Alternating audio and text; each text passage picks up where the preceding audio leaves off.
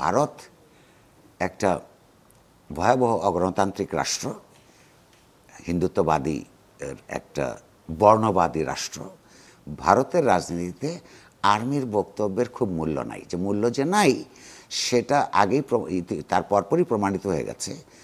সে বলছে যে বাংলাদেশের সঙ্গে কাজ করবে, কথা বলবে নির্বাচিত সরকারের সঙ্গে। তার কিছুদিন পরেই আর্মি চিফের বক্তব্য নাকচ করে দিয়ে এই হিন্দুত্ববাদী সরকারের প্রধানমন্ত্রী নরেন্দ্র মোদী বিমস্টেক বৈঠকে ইউনূসের সঙ্গে কথা বলেছেন। বিএনপি নির্বাচন চায়, ভারত নির্বাচন কদ্দূর চায় আই এম নট শিওর। আর আরেকটা কার কথা বলছেন? সেনাবাহিনী আচ্ছা নির্বাচন চাই বলেছে। আচ্ছা, প্রথম কথা হচ্ছে সংস্কার চাওয়া যেমন কোনো অপরাধ হতে পারে না, বরং প্রয়োজন। নির্বাচন চাওয়া একটা অপরাধী তৎপরতা হিসেবে গণ্য করা যেতে পারে না। কারণ 15 বছর আওয়ামী লীগ আমলে মানুষ ভোট দিতে পারেনি, ভোটাধিকার ক্ষুণ্ণ হয়েছিল। এরাও রাজনৈতিক দল, কিন্তু কোনো আঞ্জুমানে মফিজুল ইসলাম না। হ্যাঁ, সেইটা বিএনপিও যেমন না, এনসিপিও তেমন না। ছোট রাজনৈতিক সংগঠনও না, বড় রাজনৈতিক সংগঠনও না। রাজনৈতিক সংগঠন মানে হচ্ছে তারা ক্ষমতা চায়। তাহলে ক্ষমতা দখল করবার জন্য, ক্ষমতায় যাবার জন্য নির্বাচন ছাড়া কোনো গণতান্ত্রিক ব্যবস্থায় বৈধ কোনো পথ নাই। তো বিএনপি চায়। আর্মি ইন্ডিয়া চায় কিনা, আপনার ইন্ডিয়ান আর্মি চিফ একটা মন্তব্য করেছিল যে তারা চায় সম্পর্ক স্বাভাবিক হবে কেবলমাত্র নির্বাচিত সরকার আসলে, এবং এমনকি তারা কথাও বলবে নির্বাচিত সরকারের সঙ্গে। তো প্রশ্নটা হচ্ছে যে ভারত একটা ভয়াবহ অগণতান্ত্রিক রাষ্ট্র, হিন্দুত্ববাদী একটা বর্ণবাদী রাষ্ট্র। সেটা যেমন সত্য, কিন্তু এই বর্ণবাদী হিন্দুত্ববাদী রাষ্ট্র নিজেও এক ধরনের রাজনৈতিক কাঠামো তৈরি করতে পেরেছে যেখানে ভারতের রাজনীতিতে আর্মির বক্তব্যের খুব মূল্য নাই। যে মূল্য যে নাই সেটা আগেই তার পরপরই প্রমাণিত হয়ে গেছে। সে বলছে যে বাংলাদেশের সঙ্গে কাজ করবে, কথা বলবে নির্বাচিত সরকারের সঙ্গে। তার কিছুদিন পরেই আর্মি চিফের বক্তব্য নাকচ করে দিয়ে এই হিন্দুত্ববাদী সরকারের প্রধানমন্ত্রী নরেন্দ্র মোদী বিমস্টেক বৈঠকে ইউনূসের সঙ্গে কথা বলেছেন, এবং ইউনূসের সঙ্গে বাংলাদেশ রাষ্ট্রের প্রধান হিসেবে বা সরকারের প্রধান হিসেবেই কথা বলেছেন। ফলে ওইটা ধরে কোনো লাভ নাই। দ্বিতীয়ত হচ্ছে, বরং এটা ক্ষেত্রে যেটা মনে রাখা দরকার, বোঝা দরকার, এই সরকার ইউনূস সাহেবের, অন্তত ইউনূস সাহেবের সঙ্গে যারা আছে তারা এগুলি নিয়ে খুব চিন্তাভাবনা করে বলে আমার তো মনে হয় না।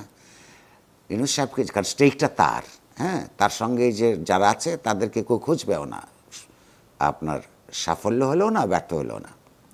সেটা হচ্ছে যে আমরা আশা করব কেন রাষ্ট্র হিসেবে ভারতীয় সরকার, যারা সবচেয়ে বেশি আরাম বোধ করে এখানে আওয়ামী লীগ ক্ষমতায় থাকলে, বৈধভাবে কিংবা অবৈধভাবে, তাদের সমর্থিত একটি সরকার একটা পপুলার আপরাইজিংয়ের মুখে, শিক্ষার্থী গণ অভ্যুত্থানের মুখে এন্টায়ার পার্লামেন্ট, মন্ত্রিসভা এবং প্রধানমন্ত্রী সব পালিয়ে তার দেশে চলে গেছে।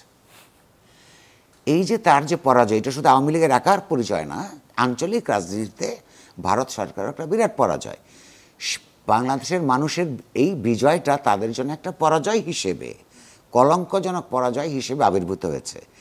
সেই মানুষের বিজয়ের মধ্য দিয়ে যে সরকার ক্ষমতা এসছে, সেই সরকারকে, তাও আবার ইউনূস সরকার, যে ইউনূসকে প্রাক্তন প্রধানমন্ত্রী ব্যক্তিগতভাবে ঘৃণা করতেন, তিনি যখন সরকার, এটা তো ভারত রাষ্ট্রের দেখতে আনন্দ লাগার কথা না। ফলে তার সাফল্য কোন সংগঠিত এবং ইউনূস সরকারের হাত ধরে বাংলাদেশের একটা গণতান্ত্রিক ট্রানজিশন সুষ্ঠুভাবে, শান্তিপূর্ণভাবে ঘটুক, সে অনুযায়ী বিজেপি সরকার বা ভারত রাষ্ট্র এটা চাইতে পারে না। তো ফলে এইখানে তো চ্যালেঞ্জটা ইউনূস সরকারের কি, একটা শান্তিপূর্ণ গণতান্ত্রিক ট্রানজিশন এবং কিছু গণতান্ত্রিক সরকার। তো সেই ক্ষেত্রে যে গণতান্ত্রিক সরকার প্রতিষ্ঠা করবার তো নির্বাচন ছাড়া আর কোনো পথ নাই। তো সেইখানে যারা নির্বাচন চায় সেইটার সঙ্গে, তাদের সঙ্গেই তো ইউনূস সরকারের বেশি মৈত্রী হওয়ার কথা ছিল। কিন্তু তার মৈত্রী আমরা দেখতে পাচ্ছি তার কারণে না, তার ওই চক্রান্তকারী দলের একটা গ্রুপের সঙ্গে যুক্ত যে তার মন্ত্রী পরিষদের কিছু সদস্য আছে তাদের কারণে। কাদের সঙ্গে তার মৈত্রী? যেমন জামাত ইসলাম, মনে যত দেরি হবে তার মনে করে যে তার সাংগঠনিক শক্তি বৃদ্ধি পাবে। এনসিপি নতুন তরুণদের যে সংগঠন, হ্যাঁ, তাদের তো এখনো পর্যন্ত ম্যানিফেস্টোও দেয় নাই। আমাদের তো ভেতরের আকাঙ্ক্ষা তরুণদের দিয়ে যদি একটা সেন্ট্রিস্ট গণতান্ত্রিক বিকল্প রাজনৈতিক শক্তির উত্থান ঘটে, এই তরুণ সমাজের জন্য যারা দেশের ভবিষ্যৎ, এটা ভালো হতো। কিন্তু তারা সংগঠন হয়ে উঠবার আগেই, রাজনৈতিক সংগঠন হয়ে উঠবার আগেই তারা যে সমস্ত নানা ধরনের কি বলে যে বদনামের মধ্যে পড়ছে, এটা তাদের জন্য, সমাজের জন্য এবং আমাদের আকাঙ্ক্ষার সঙ্গে সঙ্গতি পরায়ণ না।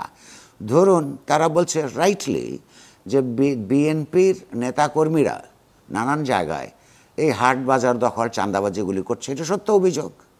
কিন্তু পাশাপাশি এটাও সত্য, এনসিপির যেখানেই একটু আপনার শক্তি সামর্থ্য আছে সেখানে তার কর্মীরাও একই কাজ করছে। তো বিএনপির একটা উন্নততর বিকল্প হিসেবে নিজেদেরকে সংগঠিত করতে এবং এখানে গণতান্ত্রিক চিন্তাশীল প্রগতিশীল মানুষের সমর্থন আদায় করবার জন্যে এই কাজগুলো তো কাজ না। তারা তো সম্ভবত এটা এই আলোচনাও আছে, মানে কেবলমাত্র বিএনপিকে ঠেকানোর জন্য নির্বাচনকে বিলম্বিত করা কিংবা একটা ঘোলা পানি তৈরি করা, এটা সুষ্ঠু রাজনীতির লক্ষণ না।